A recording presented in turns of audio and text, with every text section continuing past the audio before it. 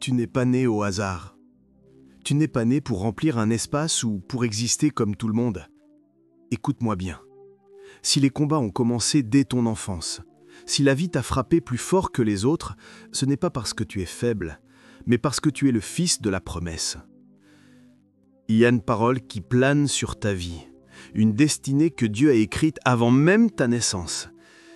Et aujourd'hui, je suis venu te rappeler qui tu es vraiment. Tu es choisi, tu es marqué, tu es porteur d'une promesse divine. Prépare ton cœur. Le message que tu vas entendre va réveiller ta vraie identité. Abonnez-vous, aimez et partagez afin d'apporter l'évangile de Jésus-Christ aux nations, car il y aura plus de joie dans le ciel pour un seul pécheur qui se repent. Que la bénédiction de Dieu soit votre partage dans le nom puissant de Jésus-Christ. Amen. Voilà pourquoi on n'a pas honte de dire ce qu'il a promis. Quand ton mari promet, il faut te taire un peu. Quand ta femme te promet, il faut un peu fermer la bouche. Toi qui parles trop, tu seras scandalisé un jour. Tu seras dans la honte un jour. Mon mari m'a promis, ma femme m'a promis, mes enfants m'ont promis. Toutes ces personnes sont faillibles. Mais Jésus, nous proclamons ce qu'il promet. Parce que celui qui a parlé est. Je n'ai pas entendu, celui qui a parlé est. Il est fidèle. On n'a pas honte de dire Jésus m'a dit. Parce que nous savons que même s'il m'a dit aujourd'hui, ça s'accomplira même après 10 ans. Même s'il m'a dit aujourd'hui, ça s'accomplira même après 15 ans. Même si je ne vois pas la promesse, mes enfants verront l'accomplissement. Celui qui a fait la promesse est... J'aimerais que quelqu'un scandalise le diable en disant il est fidèle. Jésus est fidèle.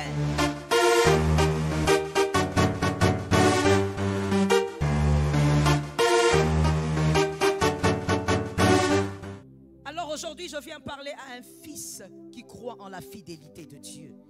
Je viens parler à un fils de Dieu qui croit que la fidélité de Dieu est réelle. Et je dis que tu es le fils de la promesse. Oui, c'est la thématique d'aujourd'hui. Je dis tu es le fils de la promesse. Et il faut savoir ce que c'est qu'être un fils de la promesse. La promesse, j'ai pris une définition parmi tant d'autres. J'ai préféré celle-là pour des raisons bien précises. La promesse est un engagement de contracter une obligation. La promesse, c'est un engagement de contracter une obligation ou encore d'accomplir un acte. C'est l'une des définitions. Un engagement de contracter une obligation. Vous êtes obligé de le faire parce que vous avez promis. Vous êtes obligé de le faire parce que vous avez sorti votre parole. Et entre nous soit dit, j'aimerais que celui qui est dans cette salle, même si tu es en distanciel, si tu n'es pas quinois ou congolais, tu ne le feras pas. Mais si tu es congolais, lève ta main droite et dis que le Seigneur me délivre. Oui, le Seigneur doit nous délivrer, nous, parce qu'on a un grand problème pour honorer les paroles. Tu dois apprendre à honorer tes paroles. Lorsque la promesse sort, tu as l'obligation de l'accomplir. Tu as l'obligation de réaliser ce que tu dis. Et donc, que dit maintenant la parole de Dieu sur la promesse? Hébreux 10, 23. Hébreux 10, 23. Je lis selon la version Louis II. Retenons fermement l'espérance que nous proclamons. Je dis Amen. Car celui qui a fait la promesse est fidèle.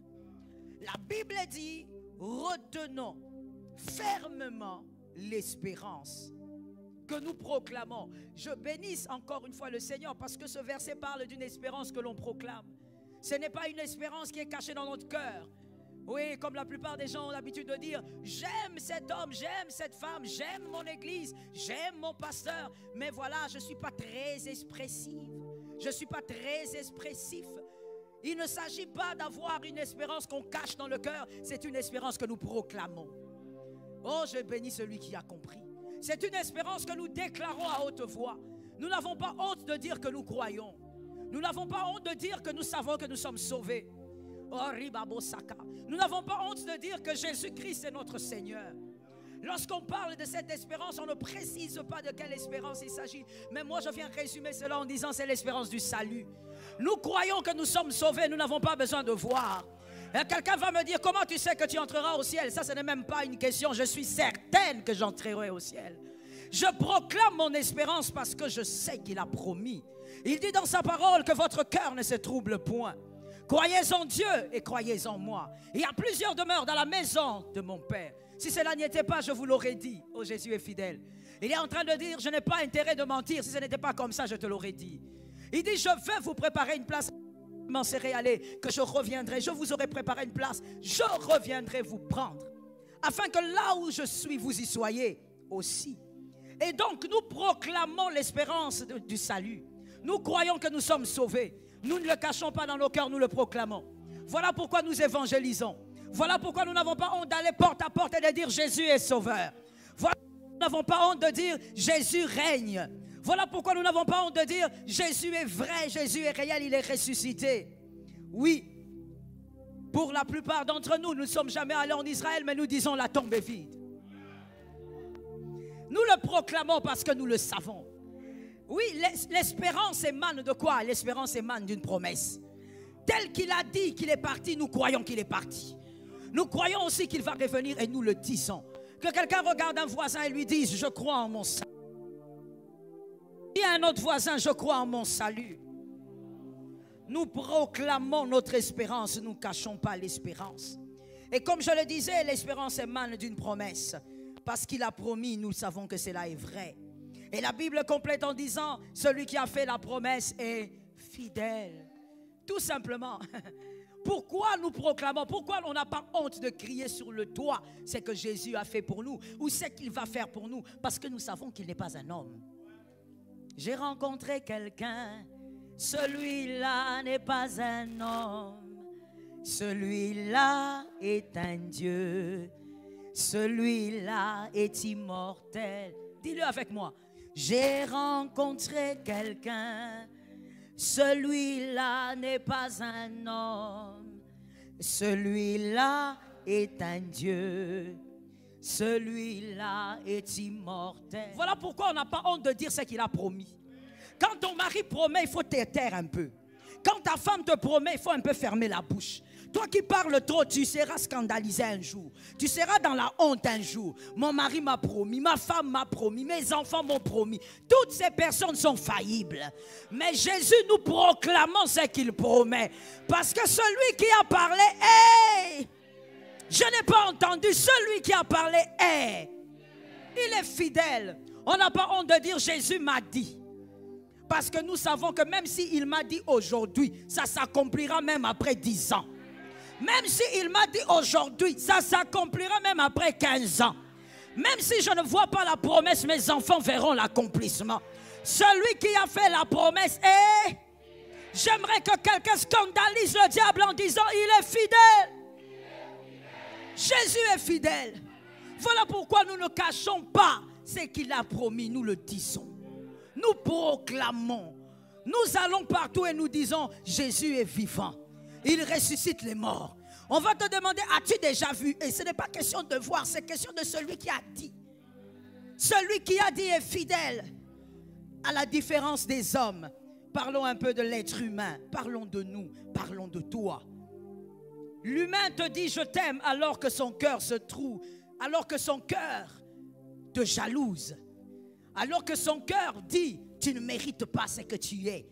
C'est moi qui est meilleur que toi ou qui suis meilleur que toi. C'est moi qui devrais être à ta place. Quand l'humain dit je t'aime, son cœur pense à autre chose. Quand l'humain dit tu n'as rien fait pour lui, il oublie qu'autrefois tu lui avais donné du pain. Dis amen pour toi-même. Parce que je parle de toi. L'humain va chaque jour crier sur le toit. Qu'est-ce qu'il a fait pour moi? Alors qu'il a oublié qu'un jour on lui avait donné un pantalon. L'humain va dire qu'est-ce qu'ils ont fait pour moi? Alors qu'il oublie que s'il peut se tenir debout, c'est parce qu'il y a quelqu'un qui lui a appris à se tenir debout. Il y a quelqu'un qui lui a appris à parler. Il dira qu'est-ce qu'il a fait pour moi? L'humain est celui-là qui est tellement infidèle qu'il justifie son infidélité. Il dit oui, si je ne suis pas resté avec lui, c'est parce que. Non, si aujourd'hui je parle ainsi, c'est parce que lui aussi a trop fait de mal. L'humain est celui qui justifie toujours son infidélité jusqu'à normaliser sa déloyauté. l'être humain. Que quelqu'un me dise l'humain. L'humain demeure tellement inconstant qu'il reste constant que quand il y a ses intérêts en jeu. C'est ça l'humain. Oh, je veux que quelqu'un regarde en lui-même d'abord. Pense à toi-même quand je te parle. Ensuite, tu penseras aux voisins. L'humain est celui qui est constant quand ses intérêts sont là. Quand ses intérêts sont visibles, il est constant. Le jour où il n'y a plus d'intérêt, il devient inconstant et il justifie sa déloyauté. L'humain. L'humain est tellement infidèle qu'il appelle la déloyauté justice. Tu vas lui dire, mais comment toi tu peux aujourd'hui critiquer celui qui t'a nourri? La main qui t'a nourri, c'est la main que tu vas couper. C'est ça l'humain. Comment tu peux aujourd'hui cracher sur la main qui t'a fait du bien? L'humain te dira, il m'a fait du bien, mais... Je veux parler à quelqu'un ici qui doit sortir de la déloyauté. Mon frère, même quand quelqu'un t'a donné un verre d'eau, respecte sa vie toute ta vie. Je réponds pour celui qui dormait quelque part derrière. Même lorsqu'une personne t'a donné un seul verre d'eau, respecte cet homme pour toute ta vie. Jésus, le meilleur modèle, a dit, celui qui donnera à l'un de mes plus petits un verre d'eau aura la récompense des prophètes. Il dit à mes plus petits, et puis il dit l'eau, le verre d'eau. Mais je veux récompenser cette personne. Pourquoi? Parce que même celui qui te fait la plus petite chose t'a fait un grand bien. Cet amen est bizarre, je reprends. Même celui qui t'a fait la plus petite chose t'a fait un grand bien. L'humain est tellement déloyal qu'il veut aussi quantifier ce qu'il lui fait. Quand on lui fait du bien, il dit, ça c'est un petit bien. Si c'était un petit bien, pourquoi ça t'a fait du bien? Si c'est un petit bien, pourquoi à ce moment-là, ça a été utile pour toi? L'humain est celui qui méprise parce qu'il est déloyal. Des natures, il est infidèle. L'humain est infidèle. L'humain est celui qui va détruire le château, le grand château de la loyauté à cause d'une seule fenêtre. Regarde ton frère, pose-lui la question. Est-ce que tu as déjà fait ça? Le château de la loyauté. Je parle d'un château pour que tu imagines cela. Mais il va tout briser parce qu'une seule fenêtre dans ce grand château a un problème. L'humain est celui qui oublie les bienfaits à cause d'un mal. D'un seul mal. Il oublie. L'humain oublie que autant d'années, il y a des gens, il y a cette personne qui t'a fait du bien à cause d'un seul mal. J'ai dit à une personne ce matin que tu sois un humain renouvelé dans ton intelligence, que tu sois restauré dans ton intelligence et que tu comprennes qu'est-ce que c'est la loyauté selon Dieu. Oh, j'ai dit à une personne, je reprends encore, si une personne t'a fait du bien une seule fois, respecte-lui toute ta vie. Et le mal qu'il fera après, ne compte pas ça. Tu n'as pas dit amen. Parce que tu as beaucoup de problèmes de blessures. Tu as beaucoup de problèmes de cœur. Tu as du mal à comprendre ça. Que lorsque quelqu'un te fait du bien, tu dois apprendre à te renouveler dans ton intelligence. Un seul bien doit être capable de cacher plusieurs maux. C'est ça la chrétienté. C'est ça la parole de Dieu. C'est ça. À cause d'une seule bonne chose, ferme les yeux sur tout le reste. Mais l'humain, lui, c'est le contraire. L'humain, tu peux lui faire du bien pendant 29 jours. Le 30e, le jour où tu lui fais du mal, il oublie tout le reste. Et il dit, il a toujours été comme ça. L'humain est faillible, déloyal, versatile, vulnérable. La déloyauté ne voit pas la difficulté des autres, mais uniquement son intérêt. Monsieur Enoch, venez, je vais présenter quelque chose, s'il vous plaît. Regardez, on va aller d'illustration en illustration afin que vous puissiez comprendre. Je disais, la déloyauté, donc l'humain, ne voit pas les difficultés des autres. Il voit uniquement son intérêt. Lorsque je tends la main, Monsieur Enoch, pour lui donner ceci, J'ai fait un effort. J'ai tendu la main. C'est un effort. Signifiant pour toi ou pas, mais c'est de l'effort. Mais quand tu es un humain à la manière du monde, pas transformé par le Saint-Esprit, tu ne verras pas les difficultés que les autres fournissent pour te faire du bien. Toi, tu ne verras que ton intérêt. Et tu prendras en disant, tout ce qu'elle m'a donné, c'était... Je vais t'écouter. Non, je vais t'écouter. Il y a quelqu'un qui a très bien répondu là-bas. Tout ce qu'elle m'a donné, c'est quoi? Le mouchoir. Mais tu ne verras pas l'effort que l'autre a fourni pour te donner ça. Si tu te retrouves dans ce que je dis, c'est que c'est ton culte. Je reprends. Si tu te retrouves dans ce que je dis, c'est que c'est ton culte. Alors guéris au nom de Jésus. Tu ne vois pas l'effort que l'autre fournit. Tout ce que toi tu vas dire, il m'a donné que le mouchoir. Après tout ce que moi j'attendais, c'est juste un mouchoir qu'on me donne. Après tous les services que j'ai rendus à l'église, c'est un mouchoir qu'on me donne. Après tous les services que j'ai rendus à ma famille, c'est un mouchoir qu'on me donne. Mais ce mouchoir, pour qu'on te le donne, il y a quelqu'un qui a fait des efforts. Mais quand tu es infidèle, tu ne verras jamais les efforts des autres. Tu regarderas toujours à tes intérêts. Et tu seras là en train de dire, c'est qu'on m'a donné ces petits. C'est qu'on m'a donné ces petits. Toi, tu as déjà donné quoi à qui? Je reprends la question. Toi, tu as déjà donné quoi à qui? Les hommes déloyaux, les hommes infidèles, qui ont la nature de l'infidélité, selon la nature humaine d'ailleurs, ce sont des personnes qui oublient de se remettre en cause, de se poser des vraies questions. Pendant que je critique les efforts des autres, moi j'ai déjà fait des efforts pour qui? Toi, tu n'as fait des efforts que pour ta famille.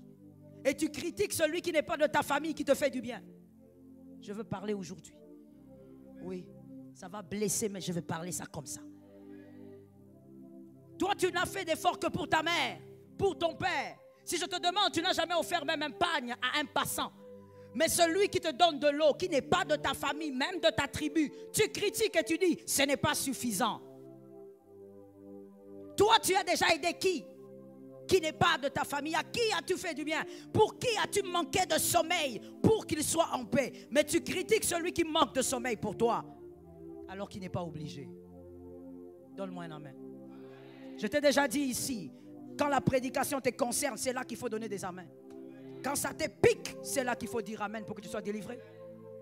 La déloyauté, on est enfant de Dieu, mais on ne veut pas se laisser transformer par le Saint-Esprit. On reste déloyal, infidèle. La nature humaine est en train de régner sur nous. L'humain est déloyal. Écoute bien s'il te plaît. La déloyauté ne pense pas aux limites des autres, mais pense toujours à ses intérêts. Tu ne te poseras pas la question, le frère Enoch qui m'a amené aujourd'hui un pain, il est allé au-delà de combien de limites pour m'amener ce pain? Non, toi tu diras le pain est petit, il fallait m'acheter le pain de 500 francs. Il m'a amené le pain de 200 francs. Tu ne penses pas au fait qu'il est parti, il a pris les taxis et il te l'a amené. Non, toi tu dis le pain là est petit. Et non seulement tu diras le pain est petit, mais tu ne lui diras pas. Tu seras en train de le ruminer en toi. Pourquoi il me donne ce qui est petit? Retiens pour la vie, enseigne-les à tes enfants. La déloyauté aime gagner en tout temps. Quand on est déloyal, on aime gagner partout.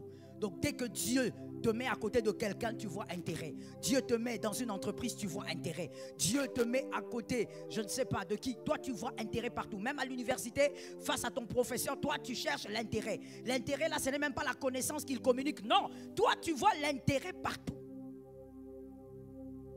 Il y a même des gens, quand ils entrent dans des toilettes publiques, ils se posent la question, comment faire pour prendre quelque chose ici? L'intérêt partout.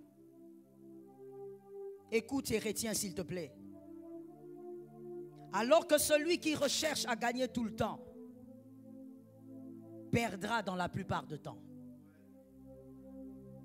Je répète pour celui qui est derrière. Celui sur la terre des hommes, ça c'est la sagesse. Il cherche à gagner tout le temps. Toi, dans toutes tes relations, tu veux seulement être celui qui gagne. Tu veux jouer le rôle de la sangsue. Dans toutes les relations, c'est toi qui dois sucer et gagner. C'est ton système de pensée. Même quand tu entres dans une église, tu commences à calculer comment tu vas gagner. Je dis à une personne, celui qui cherche à gagner en tout temps, perdra tout le temps. Celui qui cherche à gagner tout le temps, perdra tout le temps. Mais celui qui veut gagner, au bon moment, apprend à perdre à certains moments. Je suis d'accord avec moi-même. J'avais dit, si c'est ton culte, tu vas comprendre que c'est ton culte. On ne vient pas en balade ici. Mon frère, celui qui veut gagner tout le temps doit apprendre à perdre souvent. Dis ça à ton frère. Je veux te donner 3 raisons rapidement. Pourquoi? Parce que ce n'est pas au fait la thématique d'aujourd'hui. C'est une parenthèse, mais je vais te donner 3 raisons rapidement. Celui qui accepte des fois de perdre, comment il fera pour gagner? En quoi il gagne? Parce qu'il y a des gens comme ça qui viennent vous dire, mais monsieur Enoch, toi tu es là avec monsieur Jacques, tu ne gagnes rien, tu es seulement là. Mon frère, des fois pour gagner il faut perdre. Si tu ne perds pas, tu ne gagnes pas. C'est la sagesse de la terre. Si tu ne comprends pas ça, mon frère, tu vas vieillir ici avec moi. Premièrement, comment ça se passe? Parce que des fois quand on perd, Dieu permet parce que cette perte est une sémence. Dieu ne veut pas que tu manges la graine, il veut que tu manges un maïs. Ou il veut que tu aies un champ de maïs. Alors Dieu dit, je prends la graine. Mais toi, quand Dieu va prendre la graine, qu'est-ce que tu fais? Oh, sois réactif. Quand Dieu va prendre la graine, qu'est-ce que toi tu vas faire? Tu vas pleurer, tu vas te plaindre. Pourquoi Dieu m'a fait ça? Pourquoi Dieu m'a fait ça? J'avais la graine. Alors même Dieu regarde et dit, comment il ne comprend pas? Le fils de la promesse ne comprend rien. Je prends la graine pour lui donner un champ. C'est la sagesse de cette terre. Mon frère, si on ne te l'a pas appris, écoute et retiens. Il y a des choses que tu as perdues dans la vie parce que Dieu va te donner le champ. C'est une graine et ne pleure pas pour la graine. Des fois, nous perdons des choses aussi parce que Dieu doit laisser partir, doit permettre que ça parte parce que Kiljon doit appeler Boaz. Ce que tu as, ce n'est pas meilleur. Dieu t'a fait seulement essayer, mais ce n'est pas ça. Oh my God. Il y a une dame qui me disait, pourquoi? Pasteur, Dieu m'a promis la guérison, mais des fois je tombe malade et puis je redeviens en bonne santé et puis je retombe malade. Pourquoi je fais des rechutes comme ça? Je lui ai dit, ce sont des signaux. Dieu veut seulement te démontrer que ce qu'il a dit, il peut le faire. Il est le Dieu de la guérison, il peut te donner la guérison à tout moment. Si Dieu te donne Kiljon, c'est que tu es mariable. Si Dieu te donne Kiljon, c'est que tu es. Si tu es mariable, c'est déjà ce qui est bon. C'est que quand Boaz va venir, tu es déjà. Donc des fois quand Dieu te prend Kiljon, arrête de pleurer. Écoutez, on est humain. Et c'est des fois naturel que quand tu perds quelque chose, tu dis pourquoi? C'est normal. Mais voilà pourquoi Dieu m'a envoyé ce matin comme une messagère pour toi. Pour te faire comprendre ce que tu n'as pas compris.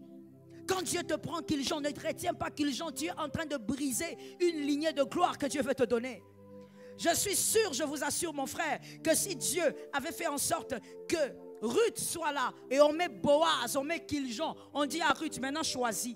Tu avais beaucoup pleuré ton premier mari. Tu te rappelles, tu as même dormi par terre. Tu as fait le fameux, combien de jours elles font encore par terre là? 40 jours. Tu as fait 40 jours à terre. Maintenant Ruth, voilà, on t'a donné l'opportunité de revoir Kiljon. Prends qui tu veux. Elle ne prend pas Kiljon. Elle va prendre Boaz. Mais tu sais pourquoi tu pleures? Parce que tu ne sais pas ce qui t'attend. Oh, je dis à une personne, ce qui t'attend est plus grand que ce que Jésus a pris. Hein? Jésus ne peut pas prendre une chose entre mes mains pour me donner moindre. Tu prends une chose entre mes mains, ce qu'il va me donner sera plus grand que ce qu'il a pris. Je dis à que quelqu'un dit, c'est le deal de fils de Dieu. Oh, parle bien, c'est le deal de fils de Dieu. Je veux que quelqu'un le dise pour sa famille, c'est le deal de fils de Dieu. Oui, c'est comme ça que même quand il a dealé avec le diable, il a dit va toucher Job. Job ne le savait pas. Mais comme c'est Dieu qui avait envoyé, il a donné le double. Je prophétise, Dieu donnera le double. Je déclare, Dieu donnera le double. Dieu donnera le double de ce qu'il a arraché. Voilà pourquoi quand quelque chose part, il faut seulement vérifier qui a pris. Je suis d'accord aussi avec toi, mon fils. Quand quelque chose te quitte, pose-toi seulement la question, est-ce que je suis victime des démons ou je suis victime de ma bêtise ou c'est Dieu qui a pris? Si c'est Dieu qui a pris, ah, le deal est bon, le deal est convenable, le double va me revenir. Ça va revenir en double, c'est comme ça, c'est indiscutable. Il ne peut pas prendre sans me donner le double. La troisième raison pour laquelle des fois il faut laisser partir, quand ça part, tu comptes sur Dieu. Afin que cette perte soit une école pour toi de maturation. Que ça soit une école de maturation. Des fois, vous savez, nous demandons à Dieu des choses, mais en réalité, nous ne sommes pas prêts. Alors Dieu veut te faire grandir. Alors il permet que la perte te fasse grandir. Tu grandis en sagesse, en patience et en humilité. Tu reconnais que tout est grâce. Tu reconnais que tout est grâce. Tu ne vas jamais te taper la poitrine pour tes diplômes, tu sais que. Tu ne vas jamais te taper la poitrine pour la belle maison que tu es, tu sais que. Tu ne vas jamais te taper la poitrine pour les enfants que tu as, tu sais que. Tout est grâce. Tu sais que tu pouvais aussi ne pas les avoir. Mais quand le Seigneur ne te fait pas passer par l'école de la maturation, c'est là que l'orgueil se manifeste. Moi, mon passé. Vous savez, je ne sais pas ce que vous en pensez, mais moi, je pense que même lorsqu'on vous pose la question, comment, monsieur Enoch, vous avez fait pour arriver là? Qu'est-ce qui s'est passé? Moi, je pense qu'il faut simplement dire tout est grâce. Il faut arrêter de dire, oh, tu sais, j'ai gêné, moi j'ai traversé le fleuve, les océans, tu sais, moi j'ai marché sur les eaux. J'ai fait 15 jours, je ne mangeais pas, je suis orphelin. Mon frère, il y a des orphelins qui n'auront jamais ta position. Ce n'est pas parce que tu es orphelin que Dieu a eu pitié de toi. Non, moi j'ai souffert, vous savez, il y a des jours où je ne mangeais pas, j'ai fait 4 jours, je ne mangeais pas. Mon frère, il y a des gens qui ont vécu la même situation, mais qui n'auront jamais ta position. Donc en réalité, on peut creuser encore et encore et on va réaliser que ce ne sont pas ces choses qui t'ont donné ce que tu as. C'est simplement la grâce. Des fois quand on le dit, les gens disent, ah mais non, ça c'est une forme d'orgueil ou encore on cache des secrets. Il n'y a pas de secret à cacher. Parce que nous ne voulons même pas être fouettés par Jésus. Parce que des fois même quand tu es là, tu montes sur tes gros chevaux et tu commences à dire, vous savez, j'ai des stratégies, j'ai des techniques, je prie, je jeûne. Des fois même Jésus vous regarde, il dit, qu'est-ce qu'il raconte? Il y a des gens qui ont jeûné plus que toi, mais qui n'auront jamais ce que toi tu auras. Est-ce que quelqu'un entend que je parle au futur? Il y a des gens qui ont prié plus que toi, n'auront jamais ce que toi tu auras. Ce ne sont pas tes prières. Tout est la grâce. Alors je dis à quelqu'un, je ferme cette parenthèse pour dire, des fois il faut laisser partir de ces 3 raisons. Je rentre et je dis, la Bible dit dans Ésaïe 41, 8 à 10, Ésaïe 41, 8 à 10. Ésaïe 41, 8 à 10. Voici ce que la parole dit. Que quelqu'un, s'il vous plaît, lève sa main et dise, je m'attache à cette parole. Mais toi, Israël, tu es mon serviteur. Jacob, tu es celui que j'ai choisi. Le descendant de mon ami Abraham. Oh, ça tombe sur moi. J'étais pris aux extrémités de la terre. J'étais appelé d'une région lointaine. Et t'ai dit, tu es mon serviteur. Combien de fois serviteur? 2 fois. Vous avez la Bible. Je t'ai choisi et ne te rejette pas. N'aie pas peur que quelqu'un dise, je n'aurai pas peur. Car je suis moi-même avec toi. Ne promène pas des regards inquiets, car je suis ton Dieu. Je te fortifie, je viens à ton secours. Je te soutiens par ma main droite, la main de la justice. Alléluia. Il y a une main de la justice qui soutient un choisi. Oh, nous disons le fils de la promesse. Venez ici. C'est le fils de la promesse. Ça, c'est vous. Vous êtes le fils de la promesse. Mais c'est qui le fils de la promesse? Je veux 4 autres garçons ici, s'il vous plaît. Qui est le fils de la promesse? Voilà maintenant ce qu'il faut découvrir. Rapidement, s'il vous plaît. Soyez à côté de lui. Le fils de la promesse. La Bible commence par le verset 8. J'aimerais que celui qui écrit, et c'est très bien d'écrire, que celui qui écrit, écrive 1. Le fils de la promesse. La Bible dit, dans le verset 8, mais toi Israël, tu es mon serviteur. Toi Israël. Il parle d'Israël. Pourquoi? Parce qu'il s'agit de Jacob au fait. Mais pourquoi il parle de lui? La promesse n'a pas commencé avec Israël. La promesse a commencé avec le grand-père d'Israël qui est Abraham. Mais il dit Israël. Reculez, pourquoi vous êtes comme ça? Venez, soyez à côté de lui. Monsieur, venez là. Il dit Israël, tu es mon serviteur. Pourquoi Israël? Parce que Israël est un peuple à part. Et donc il est en train de dire tu es à part. Tu es à part. C'est la première chose. Tu es mis à part. Et la deuxième chose, il dit tu es mon serviteur. C'est-à-dire, il va t'utiliser afin que ta vie soit comme un parfum. Et que ce parfum fasse sentir l'odeur de la gloire de Dieu. Est-ce que quelqu'un m'entend? Quand il dit tu es mon serviteur, il ne s'agit pas d'abord de servir dans une église locale. Mais il s'agit d'avoir une vie qui serve à la gloire de Dieu. Que tout le monde te regarde et dise il y a un Dieu sur la terre. Cet homme sait qu'il vit, sait qu'il y a un Dieu quelque part. Je parle aux fils des dieux qui ont été choisis. Tu es serviteur de Dieu. Tu es serviteur de Dieu. Pourquoi? Parce que Dieu va t'utiliser comme un parfum. Ainsi, un parfum qui ne veut pas être aspergé n'est pas un parfum. Un parfum doit être aspergé. On doit sentir l'odeur. Vous savez, comment dire ça? Un parfum agréable n'est pas un parfum qui a une jolie bouteille. Un parfum agréable, c'est un parfum qui sent bon. Qui sent comme vous le voulez. D'accord? Parce que nous n'aimons pas tous les mêmes parfums, ça dépend. Qui sent comme vous le voulez. Et donc vous, votre vie sera un parfum de bonne odeur. Partout où vous irez, on sentira que vous avez un Dieu. Ça tombe sur quelqu'un. Partout où vous irez, on sentira qu'il y a un Dieu qui marche avec vous. Parce que vous êtes le serviteur de Dieu, et c'est-à-dire Dieu va utiliser votre vie comme étant un enseignement. Alors si il faut dire que Dieu va utiliser ta vie comme étant un enseignement, est-ce que quelqu'un a compris qu'il n'y aura pas donc de vie en Dieu sans épreuve? Je ferme cette parenthèse rapidement. Parce que ta vie doit être un enseignement. Troisièmement, on dit encore dans ce verset, on dit que c'est Jacob le choisi. Pourquoi Jacob le choisit? Pourquoi on précise que Jacob c'est toi que j'ai choisi? Parce que il y a un choix précis qui a été fait. Quand on parle Jacob, on parle aussi Ésaü. Dieu a donc choisi précisément. Je dis à une âme, oh qu'on ne te trompe pas, Dieu choisit. Oui, Dieu aime tout le monde, mais Dieu,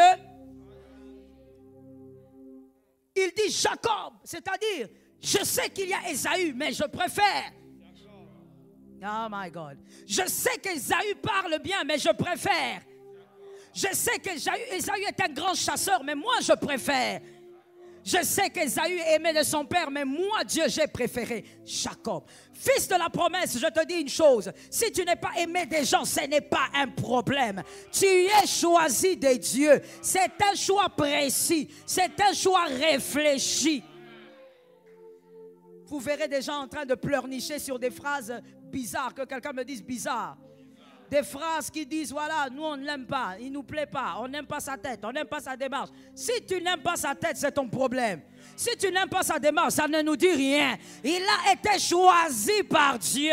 Et cela, c'est l'essentiel. C'est un choix précis. C'est-à-dire, il y avait beaucoup de gens, Jésus a choisi. Jésus a choisi. Écoute, fils de la promesse, quand Dieu te fait des promesses, la première chose sur laquelle tu dois jubiler, ce n'est pas la promesse. C'est le fait qu'il t'a choisi. C'est celui qu'on a choisi qui ont fait des promesses. Il t'a fait des promesses parce qu'il t'a choisi. Dieu ne t'a pas fait des promesses parce que tu as jeûné. Il ne t'a pas fait des promesses parce que tu as pleuré, tu as roulé à terre. Non. Tu as pris les lamentations de Jérémie, tu en as fait les tiens. Les lamentations d'un gars là fatigué, il était déjà dépassé. Toi tu prends, tu en fais les tiens. On n'est pas à l'époque des lamentations. Il y a des gens qui pensent que quand il faut prier et qui pleurent beaucoup, Ah, c'est que Dieu est secoué. Dieu n'est pas secoué. Sodome et Gomorrhe, quand ils brûlaient, il y avait des gens qui criaient. Il y avait des gens qui pleuraient. Il y avait des bébés qui brûlaient. Dieu n'était pas secoué. Dieu n'est pas secoué par tes larmes. Il est secoué par son élection. Quand il t'a choisi, il t'a déjà choisi. Tu es Jacob. Il y avait Ésaü, mais il a préféré te choisir. Alors je dis à quelqu'un, rien ne pourra t'engloutir. Alors ne laisse pas ta foi être engloutie. Parce que tu es un choisi. Regarde bien et retiens pour la vie s'il te plaît. Dieu avec le choisi, avec Jacob, comme avec David, avec Moïse, et on peut y aller autant. Lorsque le choisi désobéit, Dieu le punit. Agenouillez-vous. Dieu le punit. Et de la manière dont il veut, il est souverain. Mais dans la désobéissance, Dieu punit les choisis. Mais Dieu ne le lâche pas. Dieu le punit, oui. Comme Jacob, il a vécu ce qu'il a vécu avec ses fils. David, pareillement. Mais Dieu ne le lâche pas. Est-ce que je peux parler? Est-ce que je peux parler? C'est que tu dois savoir, toi qui es fils de la promesse, vis dans l'obéissance. Demeure dans l'obéissance. Parce que moins Dieu te punit, plus les anges t'entourent. Est-ce que quelqu'un m'a entendu? À celui à qui on fait confiance, on donne beaucoup. Est-ce que quelqu'un m'entend? Levez-vous, monsieur. Que Dieu vous fasse confiance par l'obéissance. Obéissez à Dieu. La quatrième chose, la Bible dit dans le verset, laissez-moi checker ça. C'est dans le verset 9. La Bible dit, il t'a pris de loin. Il t'a pris de très loin. Il t'a pris de la malédiction de tes pères. Il t'a sorti. Il t'a pris des liens de famille. Il t'a sorti. Il t'a pris de la condamnation de tout genre. Il t'a sorti. Il t'a sorti des blessures, du traumatisme du passé. Il t'a sorti de là. Il t'a pris de très loin. Et il n'a pas eu peur de ton passé parce que c'est lui qui va définir ton avenir. Est-ce que quelqu'un m'entend très bien? Tout ce qu'il veut, c'est ton obéissance et ta foi. Il n'a pas peur de ton passé. Il t'a sorti de là, de loin, pour t'amener aussi très loin. Oh, je crois que l'Éternel amène un fils de la promesse très loin. Il t'a sorti du péché. Il n'a pas peur de ton péché. Il sait que tu vas y arriver. Il n'a pas peur de ton péché. Il sait que tu pourras aller très loin. Tu abandonneras ce péché. Que quelqu'un dise, je suis fils de la promesse et je le crois. Même le péché a peur de toi. Même le péché sait que tu es redoutable. Voilà pourquoi le péché t'harcèle. Le péché ne veut pas te quitter. Il t'harcèle tout le temps, à chaque minute. Et toi, bien-aimé, sois vainqueur. N'oublie pas que tu es un choisi serviteur de Dieu. Que l'Éternel t'accompagne. Tu es un choisi. Malgré tout ce que tu as vécu, c'est toi. Malgré tout ce que tu as eu à faire, c'est toi. Des fois, il y a des gens qui viennent me dire, pasteur, pourquoi Dieu me choisit moi? Pourquoi moi? Ma vie, elle est ceci, elle est sale, elle est...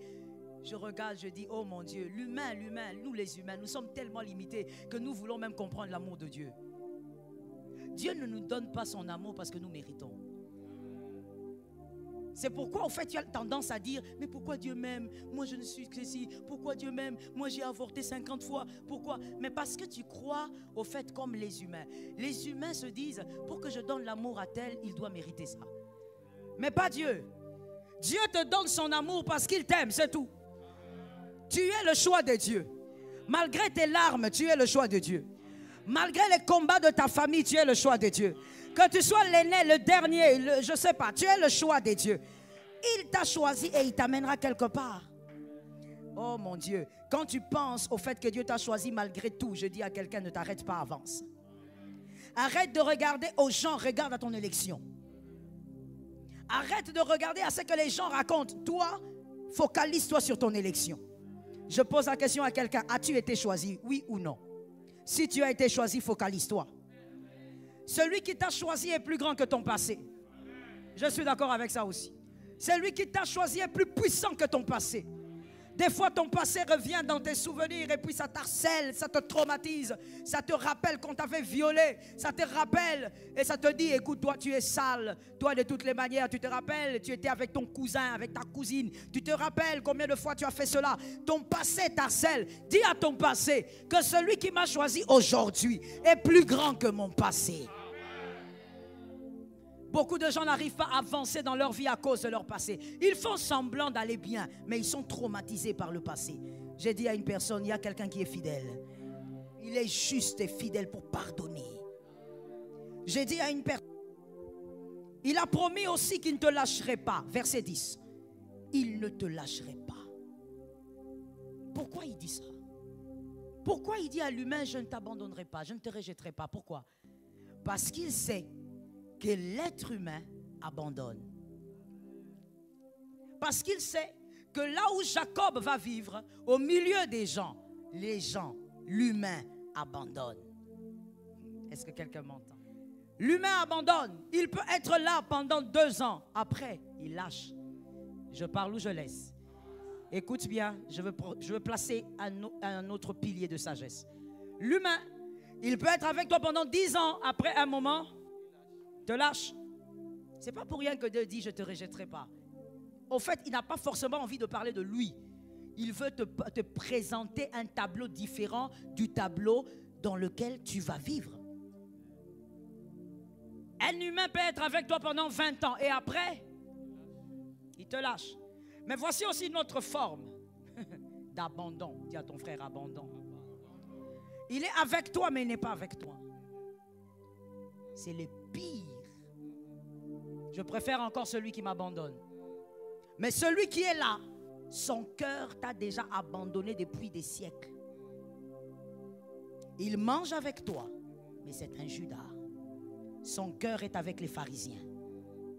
Lecteur de la Bible, là ou pas? Vous êtes là ou pas? Il est avec toi, mais son cerveau est avec les pharisiens.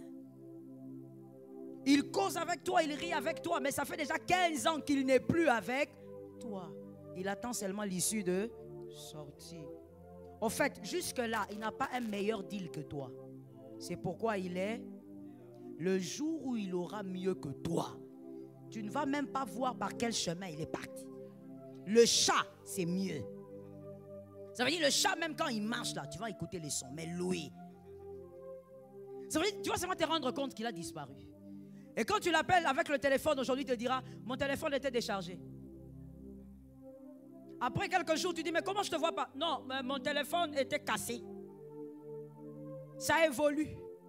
Après, une autre fois, quand tu demandes, mais pourquoi je ne te vois pas? On m'avait volé mon nouveau téléphone. Et après, j'ai perdu ton numéro. Mon frère, tu vois comment il a perdu ton numéro? C'est comme ça que dans sa tête aussi, ton numéro. Les gens qui sont là, sans être là. Malheur à toi, mon frère, si tu es entouré des fantômes comme ça. Laisse-moi les appeler comme ça, des fantômes. Ça veut dire, toi, tu crois qu'il est là, mais il n'est pas là. Les pharisiens savent qu'il est avec eux. Est-ce que quelqu'un m'entend? Que Dieu assainisse ton entourage. Et que Dieu t'épargne des hommes fantômes. Dis à un frère, homme fantôme. Dis à un autre, ne sois pas un homme fantôme. Pourquoi il ne te regarde pas? Les frères là, pourquoi ils ne te regardent pas? Dis encore à ce frère, ne sois pas un homme fantôme. Il est là, mais il n'est pas là. Il n'est pas là du tout. C'est un jour que tu vas te rendre compte. C'est comme je disais à une dame, le jour où un couple divorcé se sépare, on déclare le divorce. Ce n'est pas ce jour-là où ils ont divorcé. Ils ont divorcé depuis qu'ils sont dans la même maison, ils dorment sur le même lit, mais ils étaient déjà divorcés. On ne divorce pas le jour où on déclare le divorce. C'est la même chose avec les hommes fantômes. Ils sont là. Toi tu dis oui, j'ai un ami. Il n'est pas là. C'est comme ça que Dieu a dit, moi, je ne t'abandonnerai pas. Tu vivras l'abandon, mais moi, je serai là. Des fois, quand les hommes, les femmes nous quittent, nous avons tendance à les regretter en oubliant qu'il y a quelqu'un d'autre qui est là. Et celui qui est là, c'est le meilleur parti. Ah, je vais utiliser un terme comme ça. Celui-là, c'est le meilleur parti. C'est le meilleur qui doit rester. Tu oublies qu'il est là. Oh my God. Que l'Éternel nous aide. C'est lorsque les hommes ont quitté David que David a compris qu'il pouvait aussi prendre des hommes de rien. Et ces hommes de rien sont devenus les vaillants de David. Est-ce que quelqu'un m'a capté bien? C'est à ce moment-là. God is powerful. Je me rappelle encore. Bien aimé, c'est la nature humaine. Ça arrive à l'humain. Des fois, la chair, elle crie et elle te fait vivre cela. C'est-à-dire, quand les hommes te quittent, tu te dis, je suis foutu. Tu es foutu comment? Avant de le rencontrer, tu étais bien. Après aussi, tu ne parles pas parce que tu entends ou tu n'entends pas. Parce qu'il faut savoir finalement. Je disais, avant lui, tu étais, et après lui. Je me rappelle lorsqu'un fils m'avait trahi. J'étais traumatisé. J'étais traumatisé, je ne vous dis pas ce qui a suivi après, donc voilà. Et puis un jour, un fils courageux est venu vers moi. Non, il faut avoir des fils comme ça. Il m'a regardé. Ce fils-là ne parle jamais. Même jusqu'aujourd'hui, c'est quelqu'un de très discret. Il ne parle pas. Il est médecin. Il m'a regardé un jour, après le culte. Alors moi, mon système, c'était quoi? Tu vois, quand quelqu'un est traumatisé et blessé, un humain, il a tendance à se noyer dans son problème. Donc tu crois que si tu nages dans ton problème, c'est que vraiment tu souffres. Qui a déjà vécu ça? Ça veut dire que tu te dis, même quand on te dit, est-ce que ça va? Je vais être seul. Ça veut dire que tu as envie encore de souffrir, comme si tu as envie encore de faire quoi? De souffrir. Pour que tu te sentes bien, il faut que tu fasses quoi? Tu souffres. Alors moi, mon système était comment? Je viens à l'église, je me mets là derrière. Et puis quand je finis, je rentre, je sors rapidement, je pars. Je reviens, je me mets derrière. De toutes les manières, comme je me mettais derrière, bon, ça c'était pas remarquable, mais je sortais directement. Alors un jour, ce fils, ça m'a fait un corner. Tu connais un corner? Il m'a fait un corner. Ah non. Que l'Éternel soit béni pour ce fils. Ça a été un pion que Jésus avait utilisé. Il est venu, il a fait un corner à la... Les cultes n'étaient pas finis. Mais moi, comme d'habitude, je m'esquivais. Tout ça pourquoi? Pour aller me noyer dans mon chagrin. Alors il est venu. Il me dit, maman, est-ce que je peux te parler? Il m'appelle Mother, je peux te parler? Je dis oui, oui. Mais il faut me parler vite, vite parce que je suis... Là, je suis en train de marcher. Je suis en train de partir à la maison. Et puis il me dit, on sait que je veux vous dire, il ne faut pas partir. Il faut rester debout. Il dit, ah. J'ai dit non, il y a des enfants qui ont du courage. Hein? Est-ce que ces garçons savent dans quel état mon âme se trouve? Hein? Donc à cette époque-là, je ne pouvais même pas chanter. Elle est lionne dans mon cœur. Il y avait des douleurs. Donc quand j'écoutais cette chanson-là, je disais à mon mari, il faut couper. Je ne suis pas encore à ce niveau. Et je lui dis, mais est-ce que toi, tu sais combien je souffre?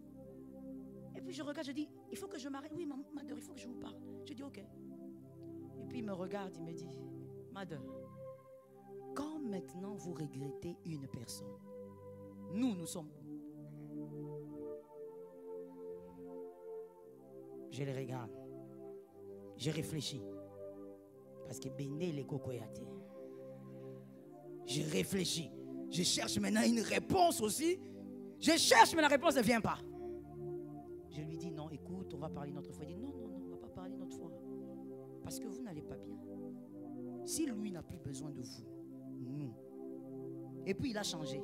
Moi, j'ai besoin de vous. Et si vous ne me voyez pas autrefois, maintenant, moi, je suis visible. Je dis, hein? Je dis, donc tu veux dire que je ne te voyais pas? Il me dit, oui, oui.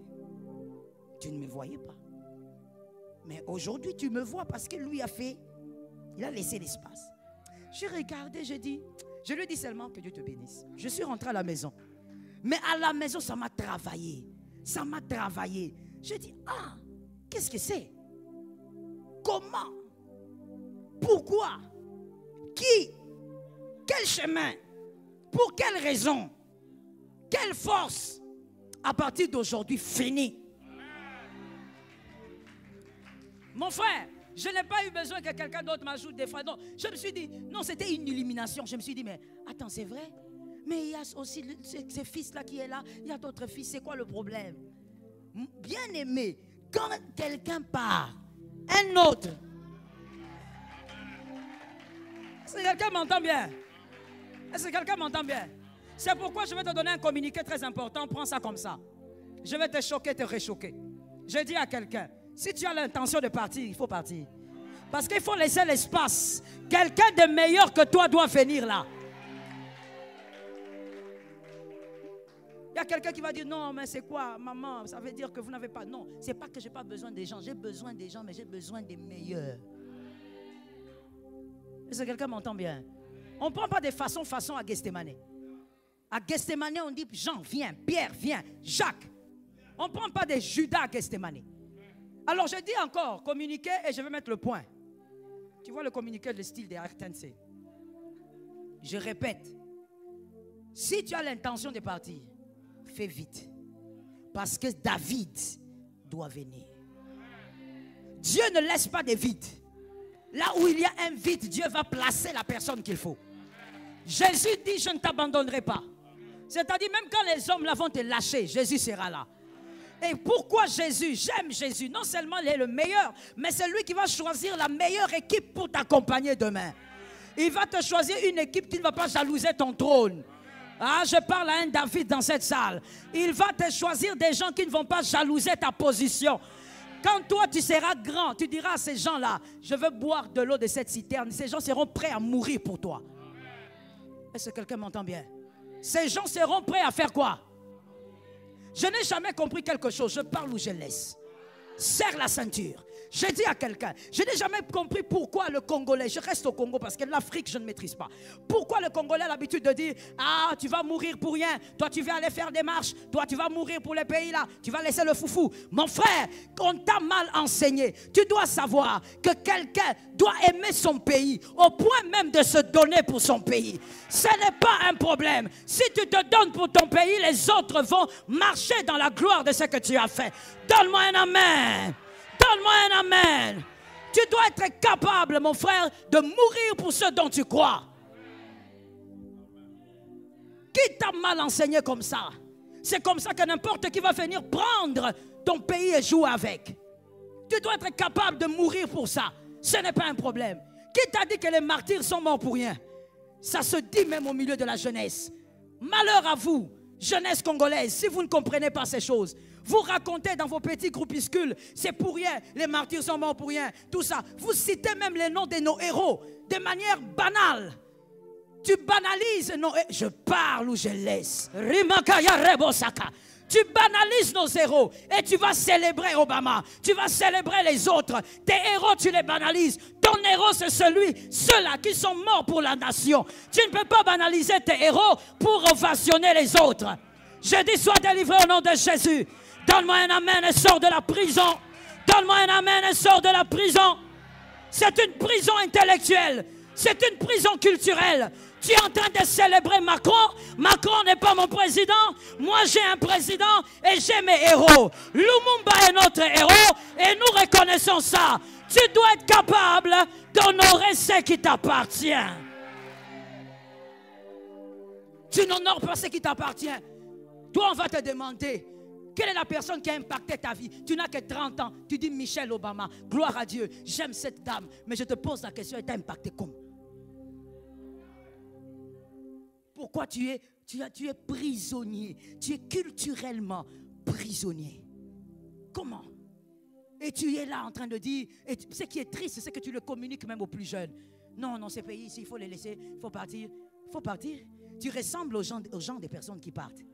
Tu ressembles aux fouillards. Regarde même ton visage. Ça ressemble aux fouillards. Les gens qui fuient. Tu fuis ta maison pour aller ailleurs. Le ailleurs, là, on te rappellera un jour que tu n'es pas chez toi. Nous sommes les fils de la promesse. Et nous croyons aussi que cette nation est une promesse. Nous croyons que l'Éternel fera ce qu'il a dit. Oh, j'ai dit, je ne sais pas comment, mais il le fera. Je ne sais pas par qui ça passera, mais il le fera. Je sais qu'il y a un temps pour pleurer et un temps pour célébrer. Il y a un temps pour le sang et il y a un temps pour célébrer. J'ai dit, nous célébrerons dans ce pays. Commence à le dire à tes enfants. Enseigne à tes enfants qu'il faut aimer ce qui t'appartient. Est-ce que quelqu'un m'entend bien? Oh, est-ce que je peux réchoquer? Est-ce que je peux réchoquer? Apprends à aimer ce qui est à toi. Si on te pose la question ici, là, mon frère, je t'assure, hein, si je te donne le micro, parce que je te connais, si je te donne le micro, je te dis, dis-moi, là où se trouve Château Rouge, tu vas commencer à m'expliquer quand tu vas à gauche, quand tu vas comme ça, quand tu vas. Et tu n'as jamais été là. Donc toi, tu maîtrises ce qu'il y a autrui. Vous savez, on appelle ça de l'envie. Et ça frôle aussi le vol. Toi, tu maîtrises ce qui est chez autrui. Mais ce qui est chez toi, tu ne connais pas. Pourquoi? Parce que tout ce qui est chez toi, c'est mauvais. Tout ce qui est chez toi, c'est obscur. Je dis, l'être humain est imparfait. Mais dis-moi, quel être humain manque de qualité? Quel être humain manque de qualité? Dans toute son imperfection, toute personne n'est fût-ce qu'une seule qualité. Ça, c'est quel pays qui n'a pas de raison pour l'ovationner? Est-ce que ce pays manque de raisons pour l'ovationner? Je vais te dire une chose. Ça, c'est le travail qu'a Michael Stebai.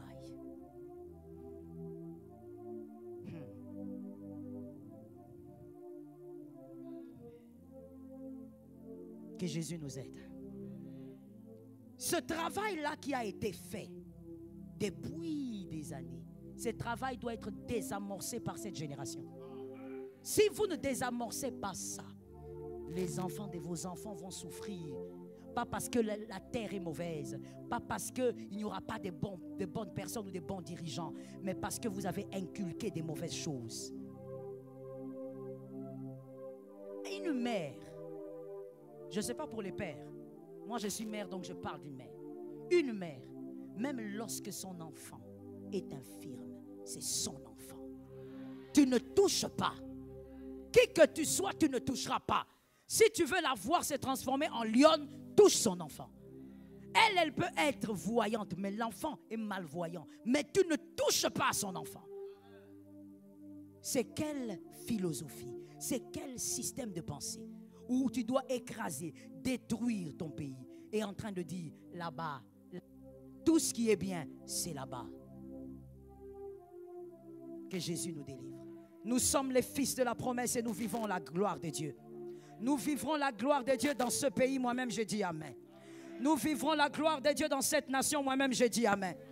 Nos enfants vivront la gloire de Dieu dans cette nation et je dis Amen. La puissance de Dieu va se manifester, c'est la terre de la promesse. Je finis en disant, Dieu a dit, il ne peut pas te lâcher. Il restera avec toi. J'aime là où il dit, c'est très beau à lire, il dit, car je suis moi-même avec toi. C'est Jésus. Il ne dit pas, il dit moi-même, c'est-à-dire pas d'ange là-bas, pas l'ange Michel, pas, non, c'est moi. Je serai avec toi, je veillerai sur toi. Pourquoi? Parce que l'ange ne t'a pas aimé. À des moments, il ne pourra pas supporter tes péchés. Il va dire trop, c'est trop. Regarde ces gens d'être ici. On les a sauvés, mais regarde, on l'a sauvé, on vient de le pardonner. Ah non, on vient de le pardonner, mais il est allé encore toucher. On vient de le pardonner, voilà, il a encore volé. L'ange ne supportera pas ce que tu feras. Mais il dit moi-même. Ah, moi-même, je reste là. S'il y a quelqu'un qui va venir te combattre, il me trouvera moi-même. S'il y a quelqu'un qui viendra prendre tes enfants, il me trouvera moi-même. S'il y a quelqu'un qui voudra te détruire, il me trouvera moi-même. Si c'est ta prophétie, tu donnes un amen. S'il y a quelqu'un qui voudra détruire ta famille, il me trouvera moi-même. Lui-même est là. Tu es le choix de Dieu. Tu es le fils de la promesse. Ce qu'il a dit va s'accomplir. Est-ce que quelqu'un m'entend bien? Et je viens dire à quelqu'un ici, tout ce que Dieu t'a dit ne dépend pas de toi. Même s'il y a des choses que tu devras faire. Mais cela ne dépend pas de toi. Il t'a fait la promesse parce que lui est fidèle. Lui est amour. Et parce que tu es son serviteur. Est-ce que quelqu'un m'entend bien? J'ai dit à une personne, oh j'aime ça. Quand le Saint-Esprit m'a fait comprendre ces choses, m'a fait comprendre cette dimension, pendant que je priais, je dis gloire à Dieu. Quand il dit, il sera là lui-même. Et il parle aussi vers la fin, il dit, ma main droite, ma main de justice. Là où la justice des hommes a failli, sa justice va crier. Jésus est venu délivrer, libérer du vol, libérer du mensonge, libérer de l'impudicité, libérer de l'hypocrisie. Mon Dieu, je suppose que être hypocrite c'est difficile. C'est un travail énorme. Tu fais semblant devant celui-ci et ailleurs tu es aussi quelqu'un d'autre. Quel travail! En Christ, nous sommes libres. J'aime maintenant cet amen-là. Donne-moi un autre amen. Je veux dire, Christ nous a libérés du péché. Christ nous a délivrés du péché. Christ nous a rendus libres. Là où les hommes ont corrompu. Et puis ils disent, voilà, on est fort. Parce qu'on a l'argent. Au-delà de l'argent, il y a quelque chose. Au-delà des hommes, il y a quelque chose. Au-delà de la justice des hommes, il y a quelque chose. Il y a la puissance des dieux qui agit. Est-ce que quelqu'un m'entend? C'est comme ça que je dis que même pour cette nation, ce n'est pas que nous cherchons à détruire le système de pensée des jeunes. Mais nous disons simplement qu'au-delà de nos efforts, il y a quelque chose. Au-delà de notre armée, il y a quelque chose. Au-delà de tout ce qu'on peut faire en coulisses, il y a quelque chose. You know something? Moi, je ne peux jamais. Écoute-moi bien, c'est par là que j'ai fini. Et je ferme ça, sinon je vais continuer. Moi, j'ai une grande passion pour Jésus. Et une grande passion pour mon pays. Je dis, tu m'entendras jamais m'asseoir et dire Bate Kimboka. Jamais. Parce que dedans il y a la sottise et dedans aussi il y a la bêtise et dedans encore il y a l'immaturité. Pourquoi? Parce que ce qui est à moi, Dieu ne permettra pas. Dieu ne peut pas permettre que mon bien soit partagé. Mon bien reste. Il n'y a pas que l'armée qui veille. Il y a quelque chose. Il n'y a pas que nos efforts, mais il y a quelque chose. Dieu ne permettra pas que ça arrive. Mon frère, au lieu de passer le temps à dire des choses qui n'ont ni tête ni queue, sois convaincu dans ton esprit qu'il y a quelque chose dans les airs qu'aucun homme ne peut maîtriser, qu'aucune armée ne peut maîtriser, qu'aucune nation ne peut maîtriser, mais qui peut donner la victoire au peuple. Je dis, le Dieu de Gédéon est vivant, le Dieu de Jephthé est vivant, le Dieu de Moïse est vivant. Je ne sais pas pourquoi tu ne donnes pas un amen, mais moi je sais ce que je dis. Le Dieu des choses étranges est vivant. Le même qui a agi, agira aujourd'hui.